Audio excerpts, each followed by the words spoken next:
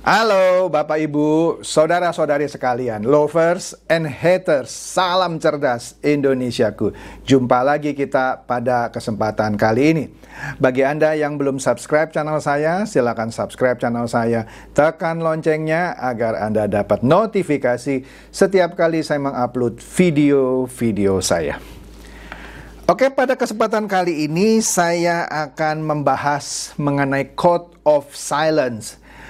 Code of Silence. Apa itu Code of Silence? Saya agak susah gitu ya kalau menerjemahkan ke dalam bahasa Indonesia walaupun secara bebas. Saya ulas saja lah ya definisinya. Kalau mau diterjemahkan secara bebas agak lucu gitu ya. Apa itu? Kode bisu. Kan lucu ya. Nah, Code of Silence ini adalah suatu aturan tidak tertulis. Artinya tidak resmi ya, karena tidak tertulis. Ternyata Code of Silence ini ada di institusi kepolisian. Bukan hanya di Indonesia gitu ya. Apalagi yang terakhir dengan mencuatnya kasus Irjen Polisi Verdi Sambo. Saya tidak mau masuk ke dalam kasusnya gitu ya. Walaupun ntar saya singgung sedikit gitu ya. Tetapi Code of Silence ini di Amerika juga ada begitu ya. Code of Silence ini adalah suatu aturan tidak tertulis di mana polisi gitu ya tidak boleh melaporkan kesalahan atau pelanggaran etika ataupun apapun gitu ya dari sesama temannya. Jadi kalau ada temannya yang melakukan kesalahan, bahkan kejahatan, itu tidak boleh dilaporkan. Betul, itu arti dari Code of Silence. Wah, di Amerika kasus Code of Silence itu banyak. Bahkan sampai dibuatkan filmnya, ya. Nah, sekali lagi, Code of Silence ini adalah sebuah aturan yang tidak tertulis, artinya nggak resmi dong, ya. Yang melarang petugas, dalam hal ini polisi misalnya, melaporkan temannya, atasannya, atau siapapun sesama petugas yang melakukan kesalahan ataupun pelanggaran etika, bahkan kejahatan kepada atasannya yang lain lagi gitu ya. Itulah Code of Silence. Jadi singkatnya, udah lu tutup mulut aja lah, nggak usah banyak bawel lu, nggak usah banyak bacot gitu. Nah, sebelum kita masuk ke kasus Irjen Verdi Sambo, nanti kita akan lihat cuplikan filmnya Code of Silence ini yang dibintangi oleh Chuck Norris ya. Tapi sekilas saja mengenai kasus Irjen Verdi Sambo, sampai sekarang ini katanya sudah ada 56 polisi yang diperiksa oleh Bareskrim ya. 21 diantaranya datang dari divisinya Irjen Verdi Sambo ya. Ada juga yang dari Bareskrim, ada yang dari Polda Metro, ada yang dari Polres Jakarta Selatan. 31 diantaranya ditemukan melanggar kode etik. 11 ditempatkan atau ditahanlah di tempat khusus. Dan ada 3 perwira tinggi itu bintang 1 ke atas ya, ditahan di Makobrimob. Berarti ini suatu kasus yang serius. Di sini kita perlu memberikan apresiasi kepada Bapak Kapolri Listio Sigit Prabowo yang melaksanakan mandat dari Bapak Presiden untuk membuka kasus ini setransparan mungkin. Tentu ini menjadi suatu keprihatinan bagi institusi kepolisian, ya. Tapi tindakan yang dilakukan oleh Bapak Kapolri Listio Sigit Prabowo itu patut diacungkan jempol. Dia benar-benar mau membersihkan tubuh kepolisian ini dari praktek Code of Silence yang salah. Ya, nah kita lihat dulu dah nih cuplikan dari film Code of Silence. Nanti kalau Anda dengarkan, ada menyaksikan cuplikan video ini, kalau ada bagian-bagian yang suaranya atau musiknya disensor, mohon maklum ya. karena mungkin itu melanggar hak cipta dari pemilik musiknya. Mudah-mudahan tidak melanggar, tapi kalau melanggar biasanya nanti saya ambil opsi untuk mematikan suaranya.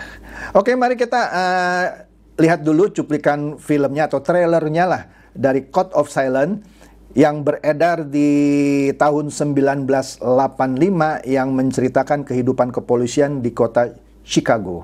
Ya, mari kita lihat trailernya.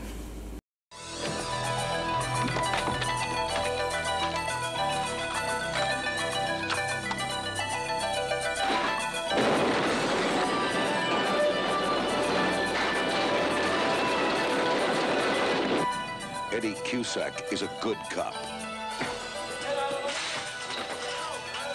Having a bad day.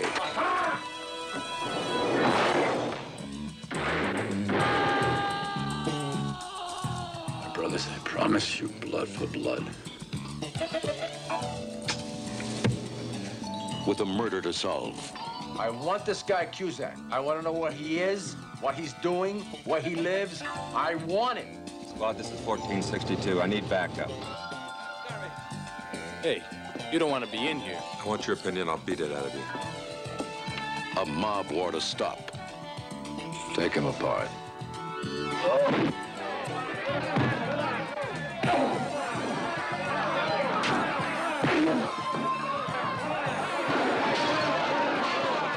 Where's Cusack? He's saving the world.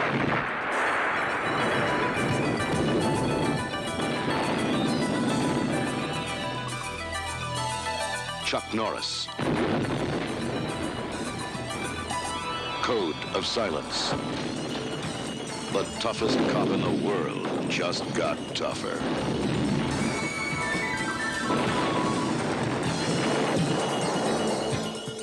Chuck Norris. Code of Silence. Oke, seperti yang Anda bisa lihat tadi, ya, itulah trailer dari Code of Silence, film di tahun 1985 yang menceritakan kehidupan kepolisian di kota metropolis Chicago. Ya, di sini ceritanya Chuck Norris ini berperan sebagai Sersan Eddie Cusack, polisi yang bersih, ya, yang benar-benar bersih gitu ya, dalam menumpas kejahatan. Dia tidak pandang bulu, tidak bisa disuap, kira-kira begitu ya. Dia ini, Eddie Cusack ini, meruntuhkan kerajaan mafia lah gitu ya, yang di dalam operasi penggerebekan yang di dalamnya Eddie Cusack terlibat, melukai sejumlah polisi ya, di mana informan dari Eddie Cusack ini terbunuh ya, dan juga partner dari Eddie Cusack yaitu Dorato itu terluka sehingga dia kehilangan partnernya yang harus dirawat ya. Nah, di sini bercerita mengenai pertempuran dari dua kerajaan mafia, yaitu kerajaan mafia Comasco gitu ya sebutannya, ini bahasa Latin gitu ya, dan keluarga Luna. Ini bukan lunanya koin yang hancur gitu ya, pokoknya ada keluarga Comasco dan Luna ya, dua mafia ini. Nah, menariknya di dalam operasi itu ada seorang polisi yang di dalam operasi itu melakukan kesalahan. Kesalahannya apa? Dia menembak seorang teenager itu ya anak di bawah usia 17 tahun lah gitu ya, sehingga meninggal. Nah, tentu saja karena kesalahan si polisi ini, dia harus dihukum karena melanggar suatu prinsip operasi yang tidak boleh melukai orang yang tidak bersalah, kira-kira begitulah. Nah, si polisi yang dikenakan hukuman di internal ini mau dibela sama teman-teman polisi yang lain. Seakan-akan ya mereka mau menjalankan Code of Silence. Mereka minta Eddie Cusack juga untuk membantu mereka mengeluarkan polisi yang melakukan kesalahan dalam operasi itu untuk dikeluarkan dari hukuman.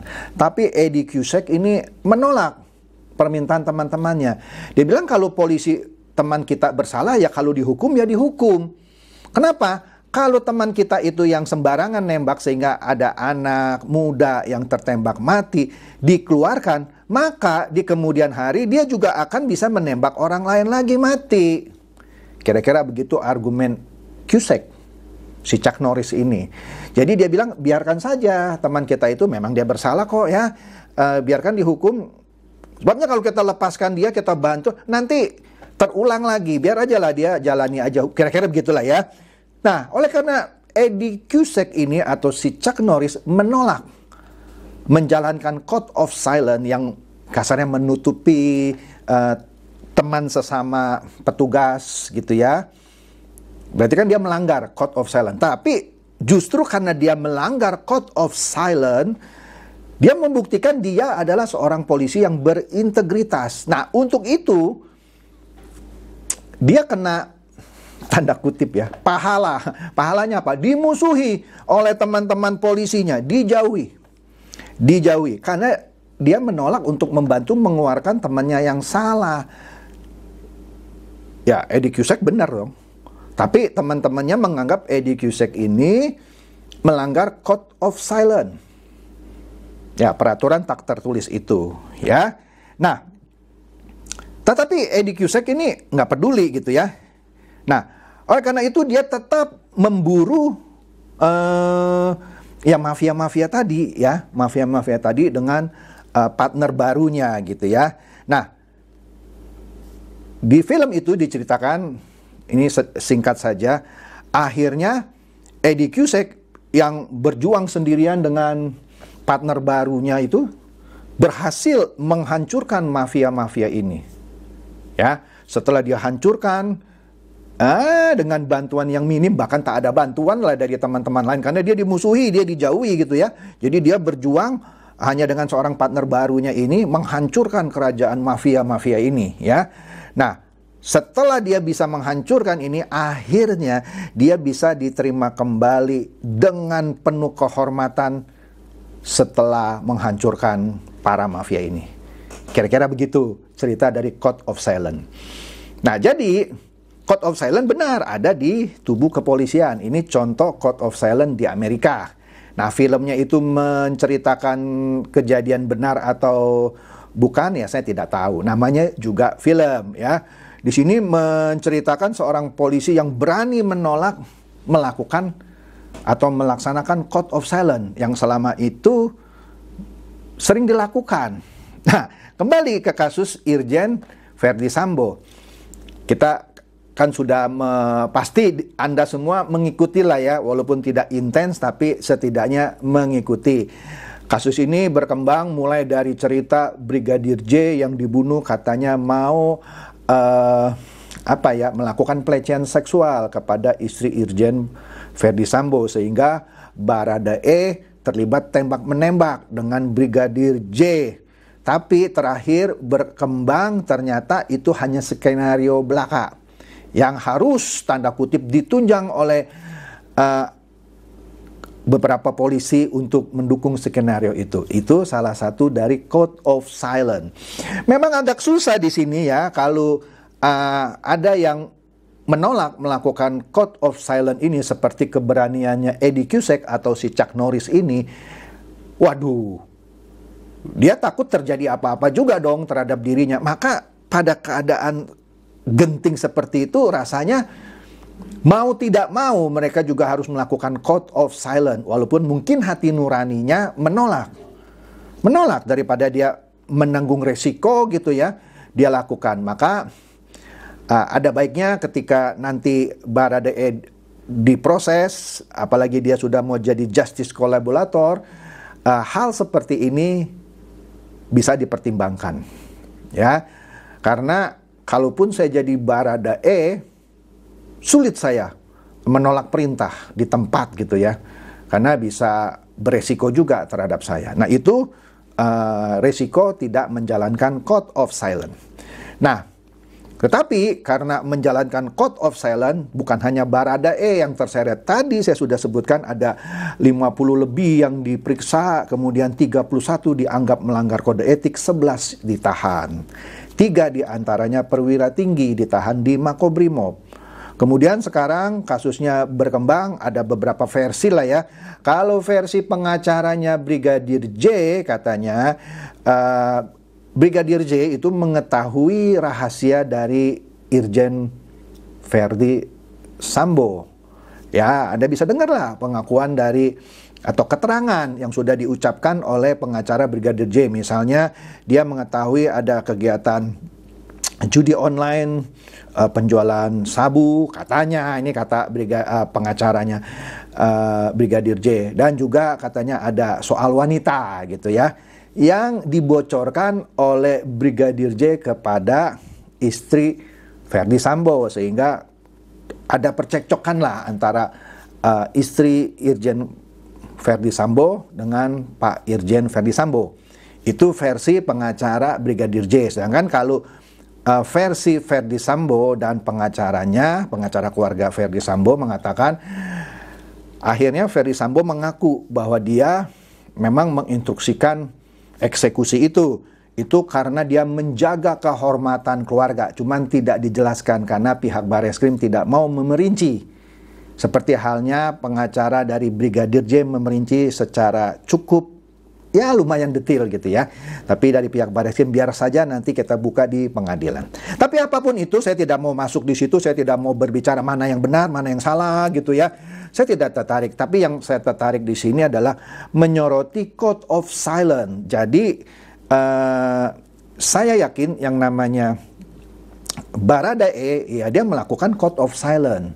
Dan beberapa petugas kepolisian, baik itu yang perwira tinggi, perwira menengah, yang tanda kutip pada waktu itu seperti menutupi kasus ini sehingga kan lama gitu kan. Ya, sama melakukan Code of Silence, ya.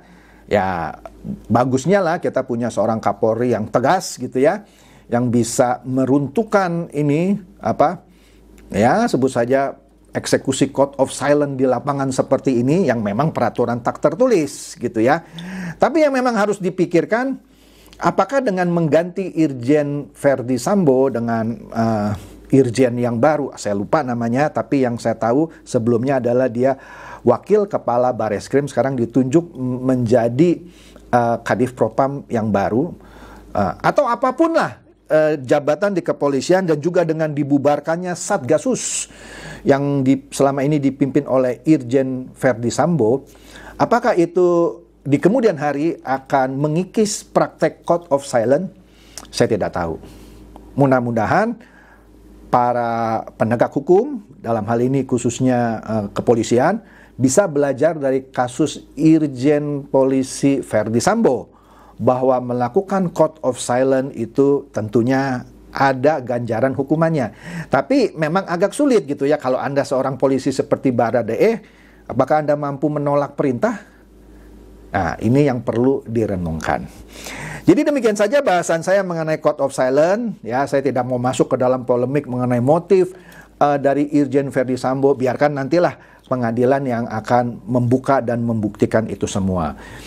Demikian, semoga ini mencerdaskan dan mencerahkan Anda semua. Silakan share video saya ini kepada teman-teman, sahabat atau kerabat supaya mereka tambah cerdas dan tercerahkan. Seperti biasa, terima kasih.